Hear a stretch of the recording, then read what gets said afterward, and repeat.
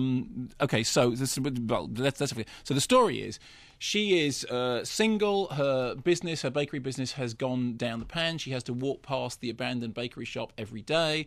Her best friend, with whom she's been a soulmate for ages and ages, then says to her, "Look, I'm going to get married. I want you to be maid of honour." What actually happens is that she discovers that there is a new best friend on the block who comes from a much higher social strata, is apparently in the perfect marriage, has loads and loads of staff and friends and and the two start clashing, as in who is the best friend, which one has been the best friend for longer, and who is going to give the best wedding present. Is a clip. Helen's taking me to Paris. What got you? I fooled you. Oh, your face. It's just a little pre-wedding vacation, and while we're there, we're going to meet the designer of her dress and have a fitting. You are taking me to Paris? Thank you so much. Polly? Are you kidding me? Annie? No, Mom. Paris? Annie, what are you doing? I told you about Paris, Helen. I told you about this whole idea. Annie, calm down. Lillian, what are you gonna go? You're gonna go to Paris with Helen now? What are you guys gonna ride around on bikes with berets and baguettes in the basket of the front of your bikes? Oh, how romantic. What woman gives another woman a trip to Paris? Am I right? Lesbian. We're all thinking it, aren't we? I'm not. Okay? Yes, we're all thinking it, right? Annie. Lillian, this is not the you that I know. The you that I know would have walked in here and rolled your eyes and thought this was completely over the top, ridiculous, and stupid. So we both thought exactly the same thing when she said Taken. there's a plot of Taken. Exactly, people running around with the baguettes and a thing and onions, going ee-haw, smoking gitan, and so here's the thing. Firstly, there's been an awful lot of stuff written about Bridesmaids. I mean, so much written about it, because by the time it opened, the fact that it's now opening, people have read so many articles about it. And essentially, the essence of the articles have been, is it Judd Apatow, making up for the fact that he's made a whole bunch of boysy movies, so now he's producing a girlsy movie? How is it stacked up against the success of The Hangover 2? Because, for example, Hangover 2, I think in America so far has taken something like $230 million, where this has taken $138 million, which actually...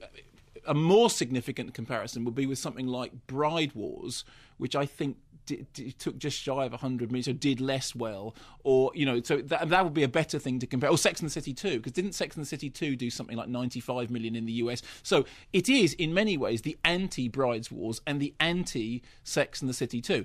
The question is not... girls versus boys. Can women be funny in the same way that men can be funny? Can they be as gross out comedy in the same way as men? In a way, that stuff has all been in the papers for such a long time. It doesn't matter. What matters is this: is it funny, and did I laugh? And the answer to both those questions is yes, it is funny, and I did laugh. Is it quite as funny as some people think?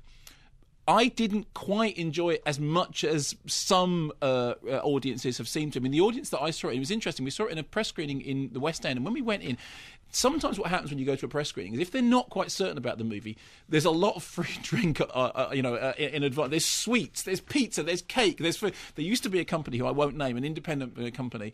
They've gone out of business now, so it doesn't make a difference. There was an independent video company called Medusa, and the rule with Medusa was terrible films, brilliant catering. And there was the whole general rule was, I mean, I saw films from Medusa that never got released. John Travolta movies in the period when his career was in the dumper, but the catering was great. You never got to review the movie, but the catering was really good. So as we were going into Bridesmaids, it was like, is it... And the last time that happened was Full Monty. I remember we were going to see the Full Monty, and they were giving out cans of Boddingtons when people were going, you thought, this can't be good. They want you all to have had a drink. And then, of course, Full Monty turned out to be a very good film. Well, in the case of Bridesmaids, I went in with a sense of trepidation because of the Judd Apatow connection. Were they handing out pizza and sherbet? Well, there was sherbet. There was some concoction, and I'm not making this up. It was like a glittery, lickable body spray, or it was something I know exactly. It was so bonkers that I actually had to say to Nigel Floyd, "What is this?" And he said, "I don't know." And then somebody in front of us turned round and explained what it was. And it's a glittery body spray. No, it was like something that you put on, but it was. I think it was in some way